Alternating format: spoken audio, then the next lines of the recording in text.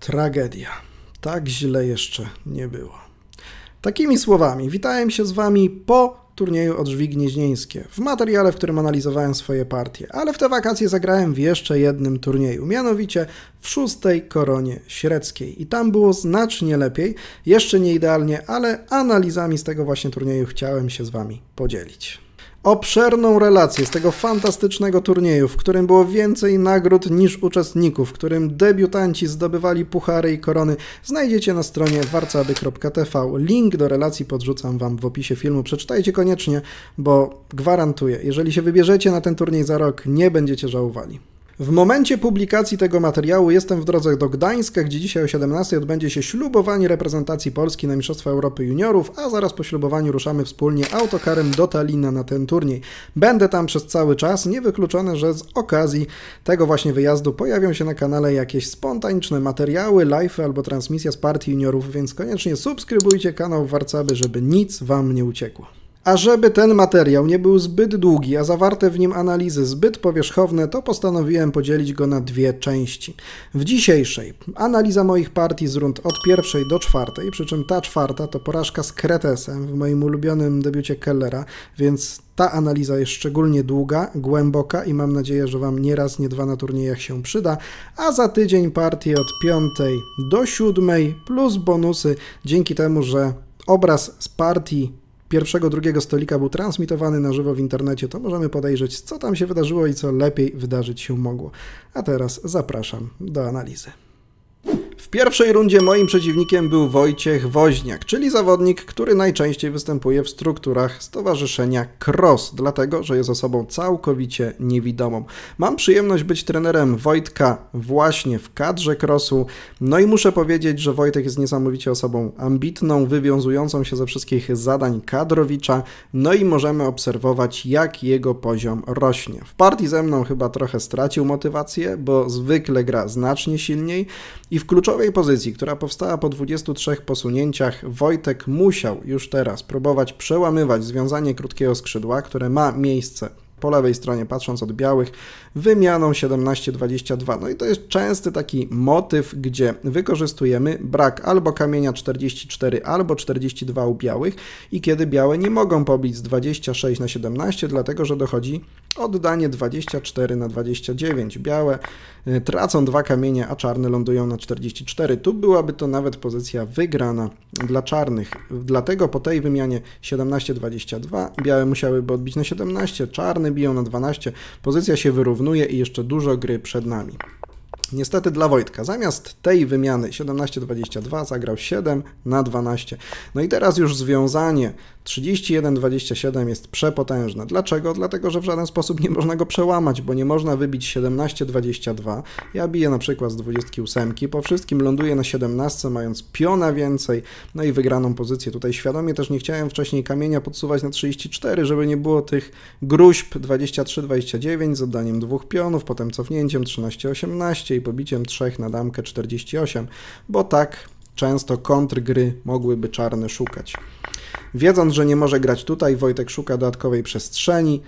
Tak naprawdę oddanie chyba piona 17-22 było jeszcze prowadzącym do najdłuższej gry, a po zagraniu 23-29 ja tylko blokuję te dwa pola 41-44, żeby działały pięknie kolumny od 37 i od 39 do 28.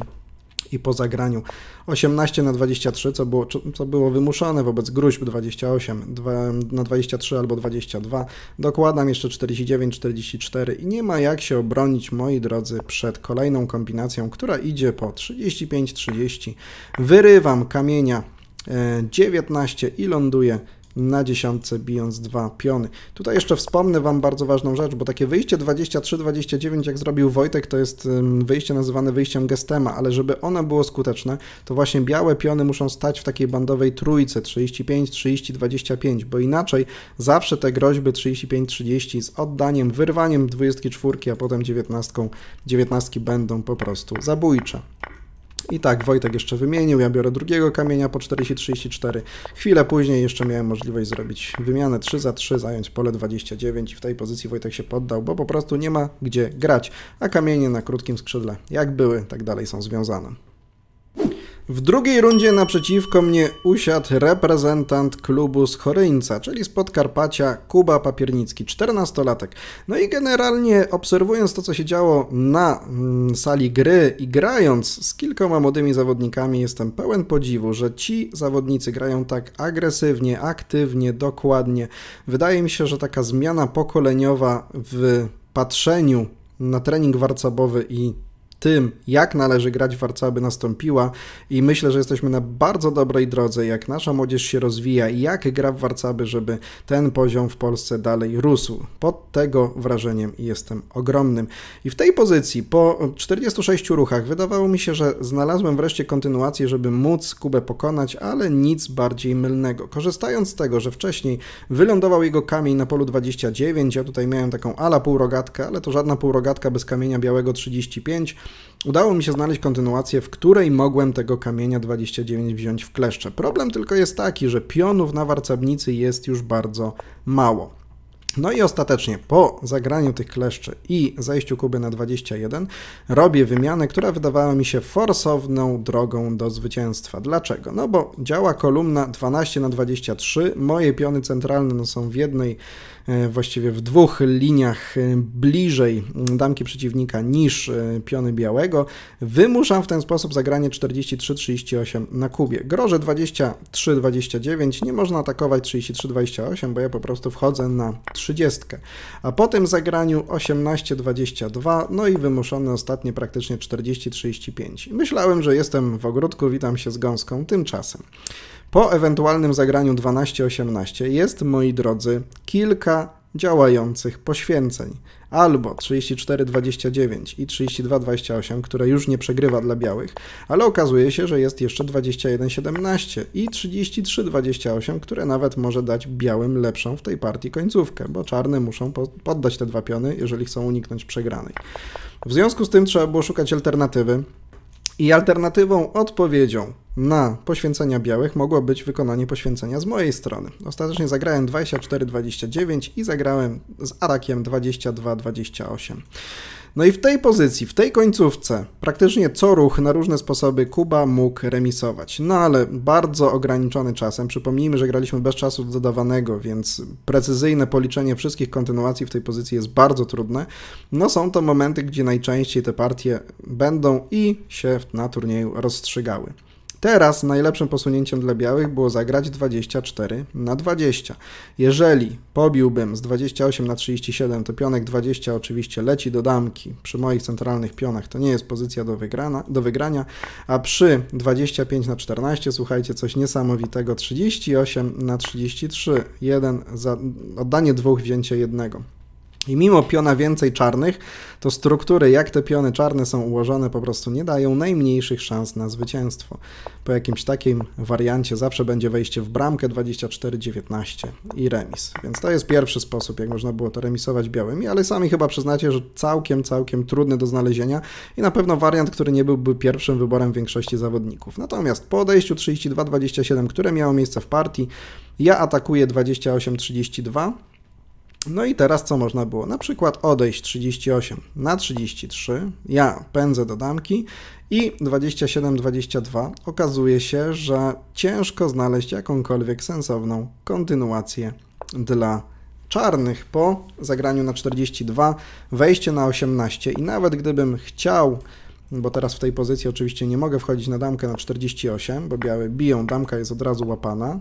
No i w tej pozycji 3/3 to jeszcze mógłbym mieć problemy to zremisować, chociaż najprawdopodobniej by się udało. Więc stawiając damkę na 47 i nawet zajęciu głównej linii, no niestety oddanie jednego, oddanie jeszcze 3 i taka końcówka 2/3 też remisuje, bo pionka 24 w żaden sposób przed przedostaniem się do damki nie zatrzymam. Co dalej? Niestety dla siebie Kuba nie zdecydował się na grę tego wariantu i w tej pozycji zagrał 27-22, oddając mi piona 38. I zobaczcie, 5 pionów czarnych, 5 pionów białych, czarne stoją pole od damki, ale ciągle to nie jest wygrana pozycja, dlatego że ruchem, który teraz remisował, było 35-30. To wygląda na pierwszy rzut oka niesamowicie, że tego się nie da wygrać. No i co? Jeżeli damka byłaby stawiana na polu 49, to przychodzi od razu z atakiem na piona 21 i mogą białe wejść po prostu na 17 po piona. Remis. Drugą opcją jest postawienie damki na 48, tak żeby na żaden atak nie przychodzić. A teraz, moi drodzy, ta damka jest po prostu niszczona. 1, 2 za 1. I kolejny przykład w tej końcówce, gdzie 3 białe piony remisują z 4 czarnymi. Nie da się nic zrobić. Ten pion 23 jest zgubny w każdym z tych wariantów. A co nastąpiło w partii? Na nieszczęście dla Kuby. Po tym wyjściu 27-22 zdecydował się jeszcze oddać pionka 34-29. No i to już jest wtopa. Tutaj wygrywać można na kilka różnych sposobów. Między innymi po zagraniu na 14 można atakować na 26, ale ja zagrałem 38-42 z groźbą 25-30, więc nie można lecieć do damki, bo jeszcze straci się wszystkie piony. Oddam jednego w zamian za 4. A jeżeli chciałby tego Kuba uniknąć, co spróbował robić grą 35-30, to ja mam tempo, znając kolejny ruch białych, wchodzę na 26, bicie, wybieram 3 piony, w tym tego stojącego najbliżej damki i kasuję 2 punkty do mojego stanu posiadania. Trzecia partia w moim wykonaniu to pojedynek z rewelacją tegorocznych Mistrzostw Polski Kobiet i wicemistrzynią kraju Agatą Flisikowską. Ta partia została przeze mnie rozpoczęta ruchem 33-29 i poszła w warianty debiutu Kellera, a dokładnie w warianty Watutina po moim wyjściu 29-24. No i tutaj specjalnie Wam debiutu nie będę pokazywał, natomiast co ciekawe, po takim wyjściu do związania poświęceniu jest odpowiedź ze strony czarnych, no i taka aktywniejsza, centralna pozycja na pewno dla ciemnego koloru, natomiast ja lubię takie białymi grać, oddawać trochę inicjatywy, dlatego że ustawienie tych pionów 36 czarnego i 26-16 białych generuje bardzo dużo różnego rodzaju taktycznych możliwości. I tak po około 30 ruchach doszliśmy do takiej pozycji, tutaj jeszcze była wymiana, bo trochę później Wam chciałem to pokazać. No i co się dzieje? Dzięki temu, że macie tego czarnego piona 36, tutaj na przykład najlepszym posunięciem pozycyjnie wydaje się zagrać 3-9 przez czarne, przez Agatę i potem wymienić 13-19, żeby próbować mnie w centrum zjeść, natomiast takie ustawienie z tym pionem daje fajne różne możliwości kombinacyjne, bo tego ruchu grać nie można. Na pierwszy rzut oka by się wydawało, że można, bo przecież oddanie 47-41 nie działa. Bo nie jesteśmy w stanie zagrać 30-25, bo czarna damka zbije z 47 na 50. No i pardon, ale jest inna kombinacja, no i w ten sposób trzeba czasami dawać szansę swoim przeciwnikom, żeby się pomylić, oddać jednego, drugiego, trzeciego i od tej strony wpuścić czarnego na damkę, by tę damkę złapać, pójść do damki, z dużymi szansami na wygraną dla białych, ale Agata bardzo dobrze grając na to nie wpadła. No i tak, moi drodzy, po kilku kolejnych posunięciach dochodzi do pozycji, w której to faktycznie Agata mogła przejąć całkiem niezłą inicjatywę. Kiedy ktoś wychodzi Wam przy tym pionie 46-41, no to automatycznie jego celem byłoby coś na wzór kolumny 41-32 po linii głównej, czyli jakoś zagrać na 32, wybijać na 28, szukać możliwości odzyskania inicjatywy w centrum planszy i Agata zagrała 22-27, co raczej było niedokładnością, a można było grać 23-28. No i co? Na przykład na taki atak 38-32 białych można się czarnymi wbijać gdzie? Na 33. To już wygląda na wygraną pozycję. W analizach z korony średzkiej zobaczycie jeszcze wbicie się czarnymi na pole 33 i to w moim wykonaniu, ale to już w drugiej części analiz z tego turnieju. Także oglądajcie, subskrybujcie, żeby Was to nie ominęło. A przy takiej koniecznej grze typu 44-40, zejściu na 35, no ta pozycja nie wygląda obiecująco dla białych. Jest bardzo trudna. No i szczerze mówiąc, w partii jakoś wydawało mi się, że mam kontynuację na ten ruch, ale wcale bym chyba nie miał. Po zagraniu Agaty 22-27 to trochę raczej do mnie trafia inicjatywa, bo teraz kiedy atakuję 37-31, no mogę wyprowadzić kamienia 41. Ta kolumna 47-38 działa, no i ten kamień zaczyna być takim izolowanym, bandowym, a po zejściu Agaty 17-21, bicie, wyjście na 37, no to już 3 kamienie idą w kierunku bandy planszy. No i po kilku kolejnych posunięciach poprowadziłem partię do pozycji, która wydawała mi się, że daje duże szanse na zwycięstwo. Z atakiem 33-29, gdzie zmusiłem jeszcze do zablokowania Agatę i wymieniam 38-32, widzicie te kamienie zostały już same na bandzie pilnowane przez te moje dwa. Natomiast okazuje się, że w tej pozycji 6 na 6 no niestety wygrać już nie idzie. Jeszcze wydawało mi się, że teraz zamiast 35-30, zresztą Agacie też się wydawało, będzie do wygranej prowadził wariant 37-32. No ale po zejściu 20-25, wyjściu może 35-30, jest 13-19. No i problem polega na tym, że po 33-28 jest 26-31 i teraz ewentualny atak na większość po prostu przedostajemy się do damki, tak, 41, bicie na 19, damka na 46, no i nie ma jak uniknąć straty kamienia 19 i to prowadzi do remisu.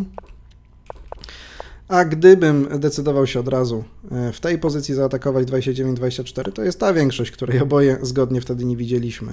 Dwa piony, staje na damce na 46 czarny, ja muszę oddawać 32-28, biec do damki samemu. Ta pozycja jest nie do wygrania. W partii natomiast poszło 35-30, więc umożliwiłem Agacie wymianę 1 za 1. No i teraz jeszcze próbowałem szukać jakiejś takiej kontynuacji, która da mi końcówkę z jakimiś nadziejami. Tutaj widzicie, komputer pokazuje 0,7, więc prawie pion przewagi, ale wiecie, to niedokładność obliczeniowa skanu.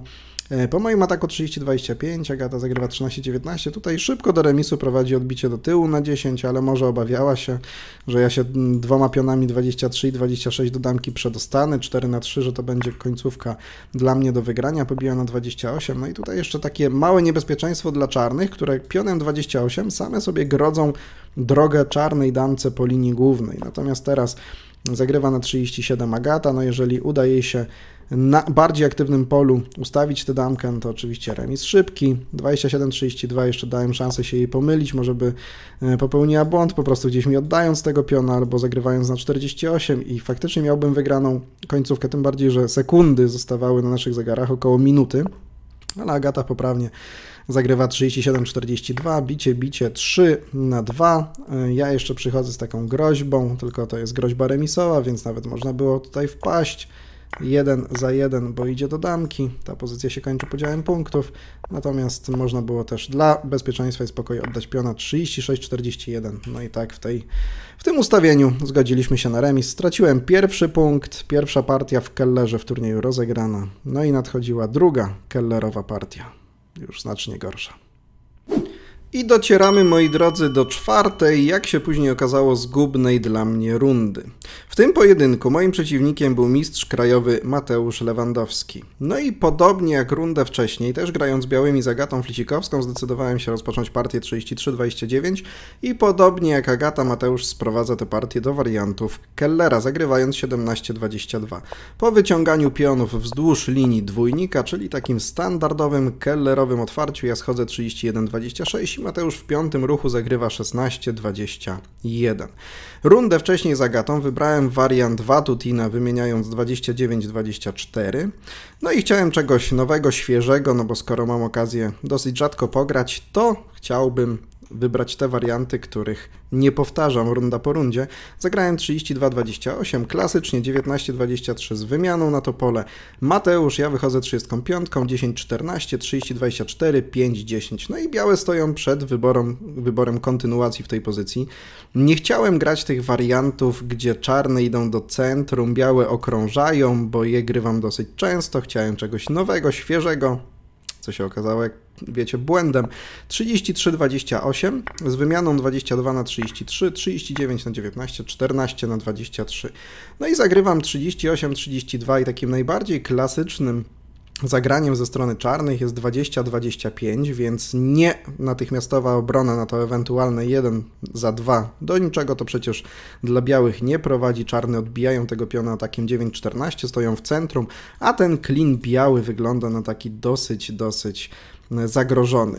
Mateusz zagrywa 9-14, no i tak naprawdę ja w tym momencie już powinienem był porzucić to, z jakim planem w tę partię wchodziłem. Dlatego, że chciałem zagrać takie rozgałęzienie tego debiutu, którego wcześniej nie grałem, no może raz, tylko kiedyś chyba na finale w 2015 roku z Kubą Gazdą, czyli debiut w wariancie antycznym 43-39. Do niego mogłoby, moi drodzy, dojść tylko bez tego ruchu, jak się później okazuje, czego nawet nie byłem do końca świadom, a teraz już to dobrze po analizie rozumiem. Po takim ruchu jak 20-25 możemy zejść 43-39, jeżeli czarne 11-16, czyli widzicie, nie zajmują tego pola 14. Białe idą do związania krótkiego skrzydła czarnych, po 7-11 wiążą to skrzydło i czarne mogą się, a nawet muszą wybijać 23-28, zajmując pole 32. Ta pozycja na pierwszy rzut oka jest niesamowicie ryzykowną, no ale jest też niesamowicie teoretyczną. Po zagraniu 48-43 dopiero teraz i jeżeli czarne zagrają na 22, tutaj można albo z wymianą, albo bez, ale moim zdaniem ciekawsze warianty generuje zagrać bezpośrednio 17-22, białe grają 39-33 i to jest moment pierwszej takiej pułapki bardzo ciekawej dla czarnych, bo na pierwszy rzut oka, gdyby chciały wykorzystać te wszystkie dziury w pozycji białych, mogłyby zagrać 10-14 z groźbą 13-19. Ale to jest pozycja, która powoduje, że czarne wpadają na uderzenie Napoleona. Spróbujcie je sobie znaleźć samodzielnie. Ja je pokazuję już na nagraniu. 24-29. Bicie, bicie. Czarne muszą bić 2 piony z 18 na 38. Bicie, odbicie z 15. No i teraz piękny objazd po 33-29, 34-33. 5 w sumie czarnych pionów. No i nawet po złapaniu 2 za 2 tego, który stoi blisko damki, białe kończą z kamieniem więcej. Wyjście z debiutu, które powoduje taką pozycję, gdzie jest tak mało kamieni. To jest akurat często obrazek w kellerze. Jeżeli unikną tej kombinacji czarne, to najlepszym dla nich rozwiązaniem, moi drodzy, jest poświęcić kamienia 32 na 38 i dopiero potem zagrać 10-14. I to jest pozycja, którą kiedyś grałem od strony czarnych w meczu towarzyskim Polska-Jakucja z Ajsiejewem, chyba tego, albo Aysenem, nie pamiętam jak ten chłopak się nazywał. I właśnie w tym teoretycznym wariancie poszło. Co się dzieje? Białe wpadają świadomie na kombinację 1 za 4. Zagrywają 44-39, no i przecież piona trzeba odzyskiwać, dlatego jest oddanie 13-19 i bicie 4 na damkę, po czym białe mają kontrkombinację. Oddają 29-23, potem 41-37, kasują 3 kamienie na pole od damki, ale mające 2 kamienie więcej czarne po prostu czekają, białe damkę stawiają, ta damka jest niszczona 3 za 1, pionów zostaje porówno. No i znowu wyjście z debiutu w 27 posunięciu, gdzie zostaje tak skromny, można powiedzieć, materiał na warcownicy. Także byłem przygotowany, żeby w te warianty iść i myślałem, że tak się ta partia najprawdopodobniej potoczy, ale nic bardziej mylnego, bo teraz, jak już zaznaczyłem Wam wcześniej, po tym ruchu Mateusza w posunięciu 12-9-14 w takiej odnogi grać nie można. No i też Mateusz, czy w czasie partii, czy po partii mi powiedział, że to jest wariant, który chyba jest najmniej korzystny dla białych i wtedy nie byłem w stanie tak bardzo się z tym zgodzić, a dzisiaj się pod tym podpisuję, więc po ruchu 9-14 absolutnie nie idźcie w warianty antyczne. Lepiej już zagrać pewnie 42-38 z opcją takich wariantów, jakie były na przykład w tej bardzo teoretycznej partii mojej z Janem Chronendijkiem z 2012 roku. Pokazywałem ją na kanale w wersji takiej długiej, analizowanej, ale też w wersji short. Tą długą analizę podrzucam Wam na górze po prawej, bo to kolejna dawka wiedzy, jeżeli chodzi o debiut Kellera. Co się dalej wydarzyło? Po moim zagraniu 43-39, Mateusz dopiero teraz schodzi 20-25 i ja zagrywam 48-43. Po 11-16, oczywiście wcześniej nie mogłem zagrywać na pole 31, dlatego że tutaj stoi cały czas ta prosta kombinacja 23-28, oddanie jeszcze jednego, wzięcie 3, no i nie ma jak tego kamienia 30 odbić. Oczywiście strata kamienia w debiucie nie jest opcją, dlatego wybrałem ruch 48-43. I po zagraniu 11-16 wymyśliłem sobie coś, co może gdzieś tam kiedyś wcześniej widziałem, ale trzeba było to już bardzo dobrze policzyć w tym momencie, czyli ruch 37-31, bo kiedy czarny dostawią 7-11, to znów działa ta groźba z 23-28, 21-27, którą pokazywałem Wam przed chwilą i to jest posunięcie, w którym koniecznie trzeba związać krótkie skrzydło czarnych. No i co? Na pierwszy rzut oka wpadamy na prosty mostek, mianowicie 13-19. No ale, jak mówiłem, trzeba to dobrze policzyć już wcześniej, bo ten mostek nie przechodzi. Teraz białe biją 2, czarne odbijają i białe łapią damkę 41-37. Nie można bić od razu damką, dlatego że zginie i damka, i pion, a po podwójnym biciu zajmujemy pole 27. Czarne muszą białe wycofać na pole 18 i białe mają piona więcej. I jak się okazuje, to odbicie ewentualne piona 18 jest nie tylko bardzo trudne, ale wręcz niemożliwe i białe te partie wygrywają. W związku z tym Mateusz zagrywa poprawnie 3/9 i jak potem przejrzałem ten debiut w książce Getmańskiego z debiutami, to wybrałem jedną z najbardziej ryzykownych i najtrudniejszych linii gry dla białych. Czego nie byłem oczywiście do końca świadom. Zagrałem 42-38, no i teraz atak 14-19, obrona białych 40-35 i ruch 10-14. I to jest, moi drodzy, pozycja, która powstała w partii, która jest w książce Getmańskiego na stronie 12, więc relatywnie na początku tejże publikacji, w diagram 12 w nawiasie 1. Jeżeli chcielibyście sobie głębiej to przeanalizować, to z tą książką oczywiście zrobić możecie, ale część tych tam przedstawionych wariantów Wam teraz pokażę.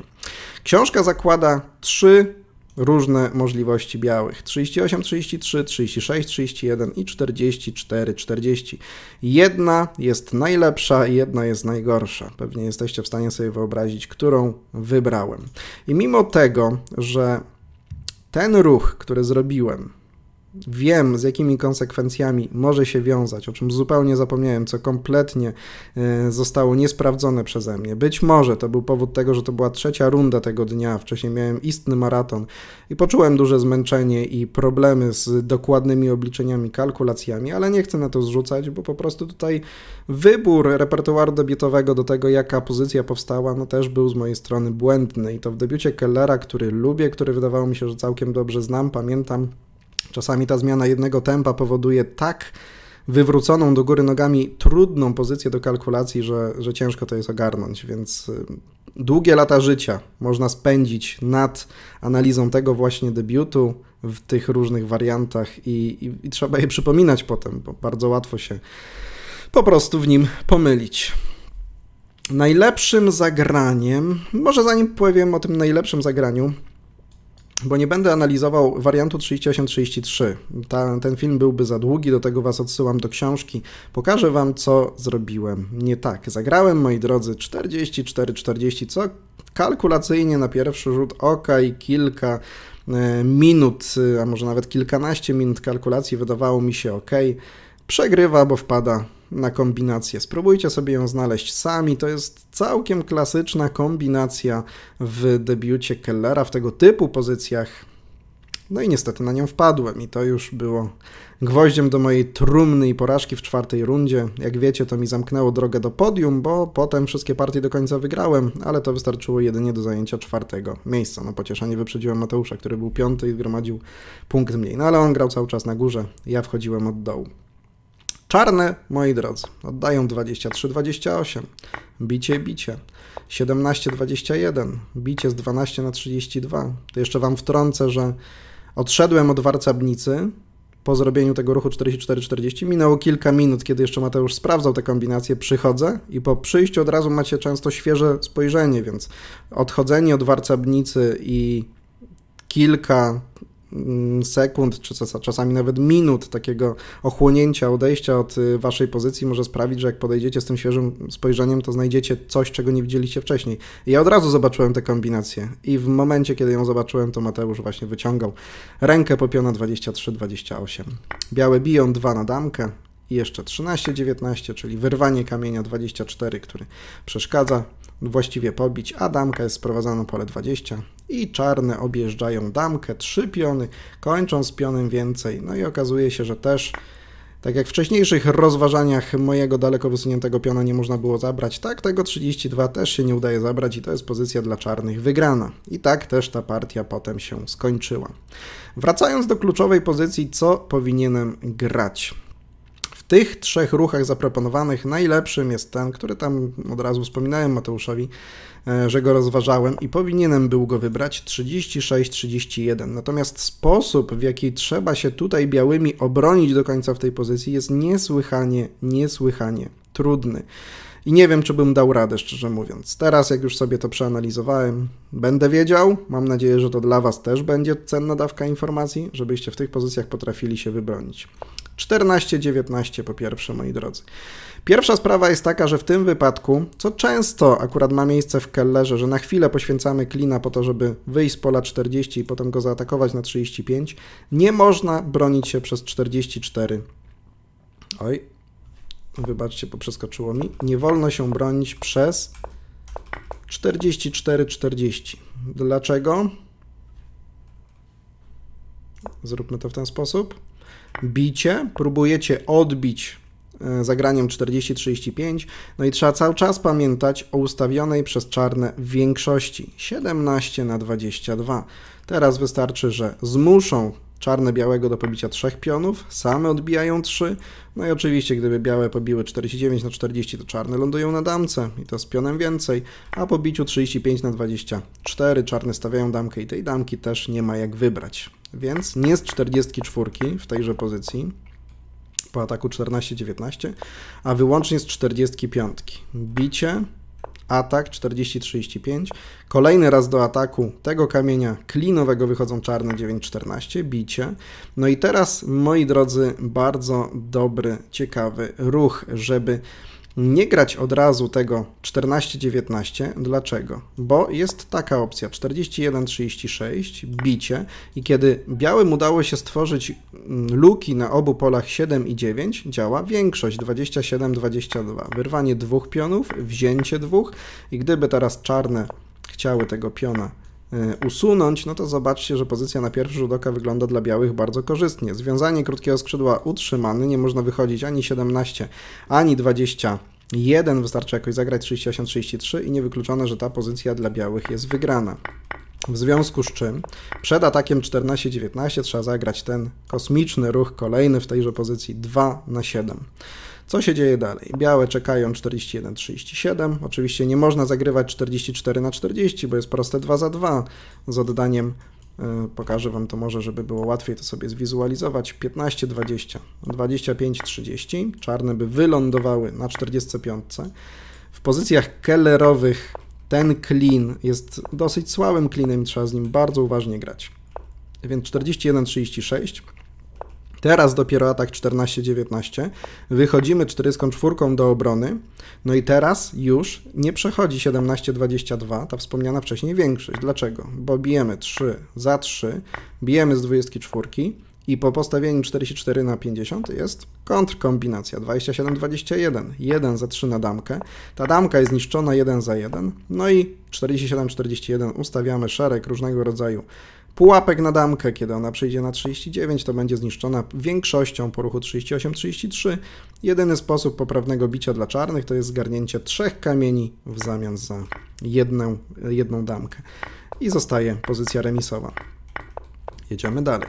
Skoro nie działa ta większość, no to znaczy, że trzeba się bronić w stylu 4-10. Bicie 10-14.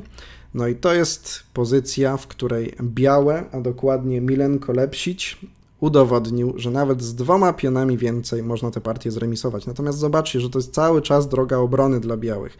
39-33. Tutaj już nie było nadziei na to, żeby spróbować kamienia klinowego bronić i po ataku 14-19, co też na dobrą sprawę jest jedyną możliwością dla czarnych, gramy 24-20 i oddajemy piona. 2 możliwości bicia. Po pierwsze, możemy szybko sobie przeanalizować, że, a może zaczniemy od tej opcji 15/24, bo ona jest opcją poprawną w tej pozycji. 29 bije na 20 i 25 odbije na 14. Wchodzimy do takiej ala klasyki.